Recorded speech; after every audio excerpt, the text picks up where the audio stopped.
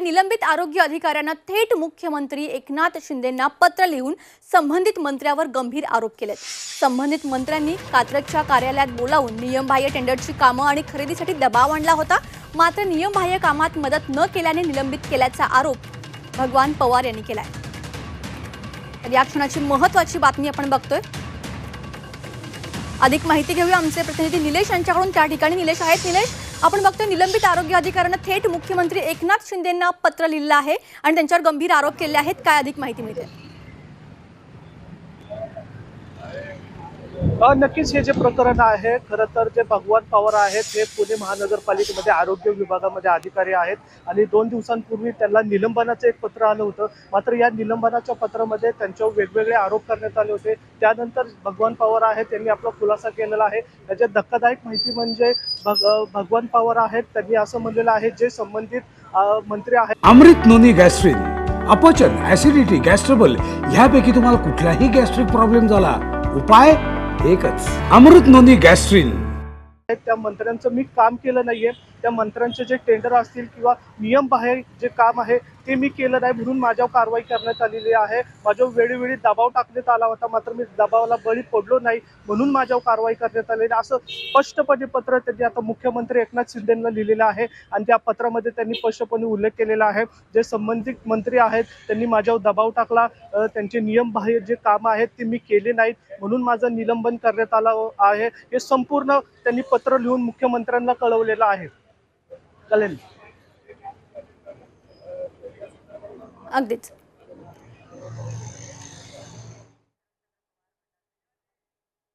तर संबंधित मंत्र्यांनी कागदच्या कार्यालयात बोलावून नियमबाह्य टेंडरची कामं आणि खरेदीसाठी दबाव आणला होता, असं देखील त्यांनी म्हटलेलं आहे। या संदर्भात काय आहे अधिक माहिती घेऊया आमचे प्रतिनिधी महेश यांच्याकडून। महेश, या संदर्भात काय अधिक माहिती मिळते?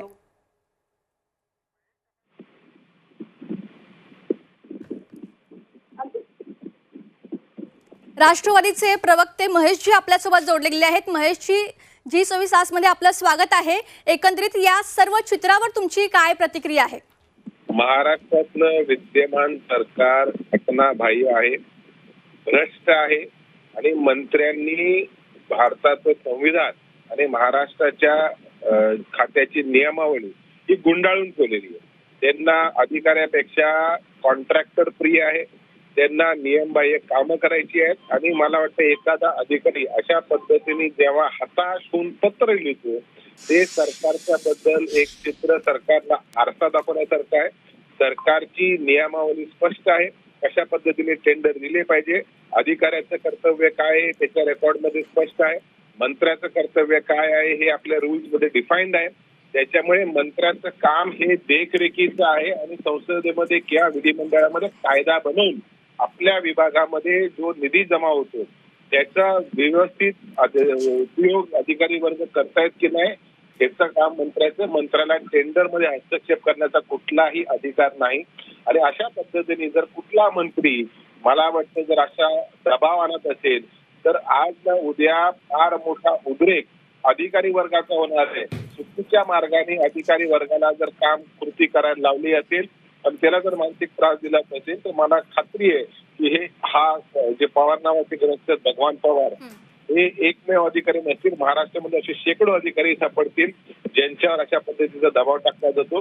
आणि म्हणूनच आम्ही सांगतो की ह्या सरकारला दिशा नाही।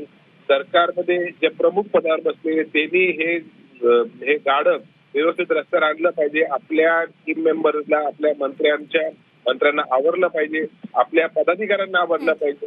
कुठे पोलिसांच्या कानफडीत मार, कुठे त्यांना दमदाटी कर, अधिकाऱ्यांना दमदाटी करून नियमबाह्य काम करायला लावले, हे महाराष्ट्रात चालणार नाही। महाराष्ट्राची जनता खपून घेणार नाही आणि त्याच्या मुख्यमंत्र्यांनी तातडीने कारवाई करण्याची गरज आहे। अगदीच। महेशजी, यापुढे तुमची पावलं काय असतील या सर्व प्रकरणानंतर? आता एका अधिकाऱ्याने धाडस दाखवलेलं आहे, याची चर्चा होणार, ह्याची रिॲक्शन होणार आणि शेवटी अधिकारी शेवट म्हणजे नाकाच्या वर पाणी गेल्याशिवाय तो रिॲक्शन देत नसतो, बऱ्याच गोष्टी सहन करत असतो। आज भगवान पवारांनी ते रिॲक्शन दिलेली आहे, ह्याची प्रतिक्रिया बाकीच्या अधिकारी वर्गावर काय होतं? वास्तविक मुख्यमंत्र्यांना पत्र दिल्यानंतर मुख्यमंत्र्यांनी त्याच्यावर आरोप केला म्हणजे त्याचा खुलासा करायला पाहिजे। संबंधित खात्याचे मंत्री म्हणजे काय? संबंधित खात्याचे मंत्री कोण आहेत आणि त्याच्यावर मुख्यमंत्र्यांनी काय कारवाई केली हे देखील सांगितलं पाहिजे ना. आमच्या वेळेला ऐकीव गोष्टीवर त्या परमवीर सिंगने अनिल देशमुखांवर आरोप केले, त्याची पूर्ण सीआयडी चौकशीले 14 महिने जेलमध्ये जायला लागले. अजूनही त्या अहवाल त्यांनी सादर केलेला नाही, म्हणजे जी कमिटी नेमलेली त्याचा अहवाल अजूनही सादर केलेला नाही विद्यमान शासनाने. आता तर अधिकारी स्वतः एवढं मोठ्या गंभीर तक्रार मुख्यमंत्र्यांकडे करतोय. आम्ही धाडच दाखवलो, आम्ही अनिल देशमुखांचा राजीनामा दिला, स्वयंस्फूर्तीने अनिल देशमुखांना राजीनामा दिला. आता मुख्यमंत्री संबंधित मंत्र्यांचा राजीनामा घेतात की काय हे देखील समोर आलं पाहिजे ना. अगदी अगदी धन्यवाद महेशजी आमच्याशी संपर्क साधल्याबद्दल.